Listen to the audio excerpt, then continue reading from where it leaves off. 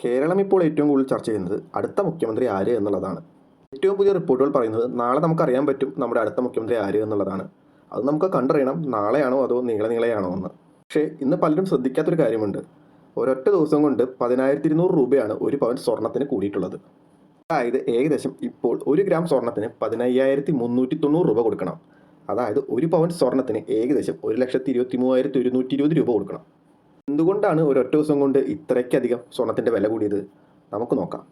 ഒറ്റ ദിവസം കൊണ്ട് 10,200 രൂപ കൂടാനുള്ള ഇമീഡിയറ്റ് റീസൺ എന്ന് പറയുന്നത് നമ്മുടെ സർക്കാർ ഗോൾഡിൻ്റെ ഇമ്പോർട്ട് ഡ്യൂട്ടി 6% നിന്നും 15% ഉയർത്തിയിരിക്കുകയാണ്.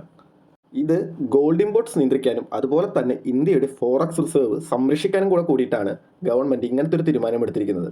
നമുക്കെല്ലാവർക്കും അറിയാം, ഇന്ത്യയിൽ 90% ഗോൾഡും ഇമ്പോർട്ട് ചെയ്യുന്നതാണ്. ഒറ്റ ദിവസം കൊണ്ട് 10,200 രൂപ പവന് കൂടാനുള്ള ഇമീഡിയറ്റ് റീസൺ ഞാൻ പറഞ്ഞു കഴിഞ്ഞു. പക്ഷേ ഇനിയുമുണ്ട് പല കാരണങ്ങൾ.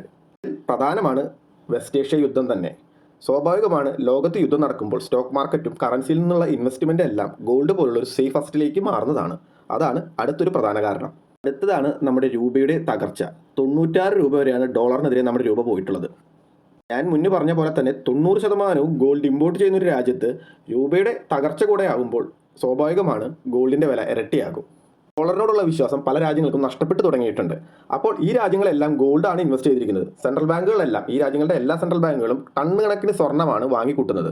China, Russia, Indian reserve bank വരെ ടൺ കണക്കിന് സ്വർണ്ണം വാങ്ങിക്കൂട്ടിക്കൊണ്ടിരിക്കുകയാണ്. ഗോൾഡിൻ്റെ വില എത്രയൊക്കെ കയറിയാലും ആൾക്കാർ പിന്നെയും അതിൽ ഇൻവെസ്റ്റ് ചെയ്യാൻ തയ്യാറായി നിൽക്കുകയാണ്. പലരും കഴിഞ്ഞ 2 വർഷത്തെ ഗോൾഡിൻ്റെ റിട്ടേൺ കണ്ടിട്ടാണ് ഇൻവെസ്റ്റ് ചെയ്യാൻ നിൽക്കുന്നത്.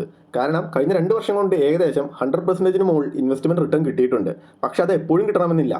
നമ്മൾ ഗോൾഡിൻ്റെ പാസ്റ്റ് ഒരു 30 വർഷത്തെ ഹിസ്റ്ററി എടുത്ത് നോക്കിക്കഴിഞ്ഞാൽ ഏകദേശം 8 മുതൽ 10% റിട്ടേൺ ആണ് നമുക്ക് ആവറേജ് കിട്ടുന്നത്.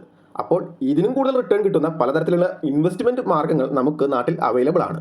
പക്ഷേ പിന്നെയും എന്തുകൊണ്ടാണ് ജനങ്ങൾ ഈ ഗോൾഡിലേക്ക് തന്നെ പോകുന്നത്? വിശ്വാസമാണ്.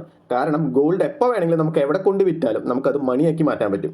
ഈസി ലിക്വിഡിറ്റി ഉള്ളൊരു വസ്തുവാണ് ഗോൾഡ്. എവിടെയും അതിനൊരു വാല്യൂവും ഉണ്ട്. സേഫ് ഇൻവെസ്റ്റ്മെൻ്റ് ആകാം, പക്ഷേ ഈ വിലയിൽ ഇത് എത്ര സേഫ് ആണെന്ന് നമ്മളോട് തന്നെ ചോദിക്കേണ്ടതാണ്.